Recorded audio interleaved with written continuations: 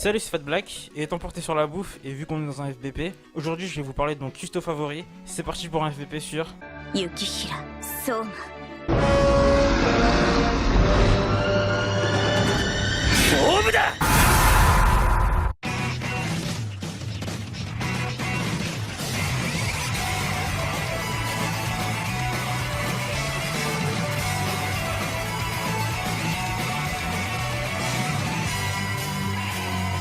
Alors Soma, c'est le personnage principal de Shokugeki no Soma, ou Food Wars, et j'ai déjà fait une vidéo sur cet anime, donc allez la voir si vous voulez. Et donc Soma, c'est un jeune garçon qui va entrer au lycée, et qui a pour objectif de devenir un meilleur cuistot de son père pour choper leur resto familial. Et quand le collège s'est terminé pour lui, il comptait se concentrer à fond sur la cuisine au sein de son resto familial, mais son père a fait un autre choix pour lui, il l'a inscrit dans l'école de cuisine la plus réputée du pays avant de se barrer aux États-Unis.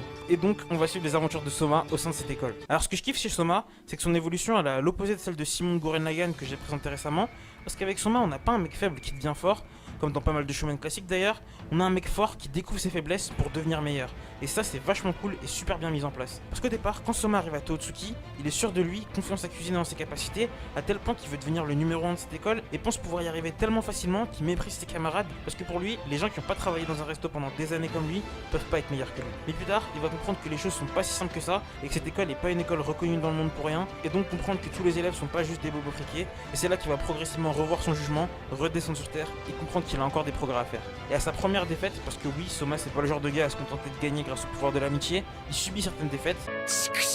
Et à sa première défaite donc, il va remettre totalement en question sa manière d'appréhender la cuisine et de voir l'école. Et je trouve ça vraiment intéressant parce qu'on passe d'un héros arrogant à un héros plus terre à terre et conscient de ses faiblesses. Et ce qui est aussi cool, c'est qu'au fil de l'histoire, Soma apprend de nouvelles choses, change et devient meilleur humainement, au point d'aider ses amis lorsqu'ils sont en difficulté, notamment Megumi. Et ce qui est classe lorsqu'il les aide, c'est que non seulement ceux qui l'aident deviennent meilleurs, changent et évoluent, mais lui aussi change, apprend et évolue, et les traces de ses apprentissages perdurent au fil de l'histoire. 不思議だな。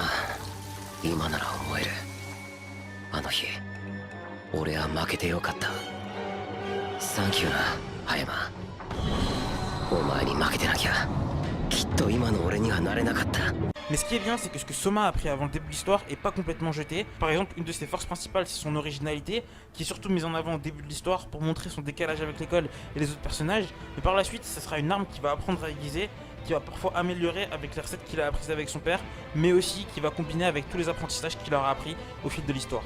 Même si la mise en scène apportée au moment où il est mis en avant est super bien faite et sort des clous, narrativement, elle reste la même que pas mal de persos principaux du shonen. Au début de l'histoire, Soma c'est un perso seul, il a un objectif démesuré, se fait des amis, trouve une team d'antagonistes cheatés à abattre, progresse de duel en duel, mais ce qui rend son évolution et son histoire intéressante, c'est le fait que même dans les moments où on voit que le personnage a évolué et a appris, on ne peut jamais vraiment être sûr de sa victoire. Et ce doute, allié à la pression instaurée par les combats qui sont pourtant juste des scènes où des cuistots font à bouffer, rendre son histoire palpitante, et selon moi, le duel qui explicite le mieux toutes les qualités du personnage, c'est celui qui va mener contre Shinomiya. L'origine de ce duel, c'est la volonté que Soma a de protéger Megumi, encore une fois, et de l'empêcher d'être exclu de l'établissement parce qu'il considère qu'elle ne le mérite pas. Et c'est à cette occasion qu'on voit pour la première fois Soma penser à quelqu'un d'autre que lui, penser à quelque chose d'autre que sa cuisine, et aussi c'est la première fois qu'on le voit s'énerver. Et durant ce duel, même s'il n'est pas sur le devant de la scène parce qu'il est commis, ses capacités, son originalité seront mises en avant, et c'est à l'issue de ce combat que Soma va enfin réaliser qu'il y a bien meilleur que lui, et prend conscience du chemin qu'il a encore à parcourir. Ce que j'ai trouvé aussi intéressant, c'est la suite de sa relation qu'on peut qualifier de maître-élève avec Shinomiya durant les stages.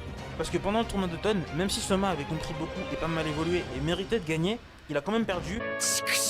Et par la suite, le voir apprendre de la première personne contre qui il a perdu à Totsuki, bah honnêtement, cette symbolique-là, même si elle est un peu cliché, je l'ai trouvée belle. お世話になるっす篠宮先輩。 C'est toujours un plaisir de se taper l'incruste dans une vidéo vieille de 4 ans. Et du coup, concernant Soma, ses aventures se sont conclues depuis la diffusion originale de cette vidéo, et j'ai toujours pas vu la fin. Je me suis arrêté en saison 5, mais c'est pas à cause de Soma, qui reste, je trouve, un personnage mental super intéressant. C'est un personnage qui a tout pour réussir et qui le sait, et qui fait tout pour y parvenir en fait, tout simplement. Et du coup, au final, l'essentiel de son évolution consiste à parfaire son mental plus qu'autre chose en fait. Et du coup, à l'inverse de nombreuses autres œuvres où le héros est en quête de puissance, Soma, lui, il est en quête de sagesse, et la matérialisation très neketsuesque de la sagesse qu'il engrange au fil de l'œuvre font de lui un personnage que j'aime vraiment. Et du coup, ça me permet de comprendre pourquoi, à mes yeux, les moments les plus intéressants et marquants du personnage, c'est ses défaites. Mais sur ce, il est temps de laisser l'ancien moi reprendre le cours de cette vidéo. Salut!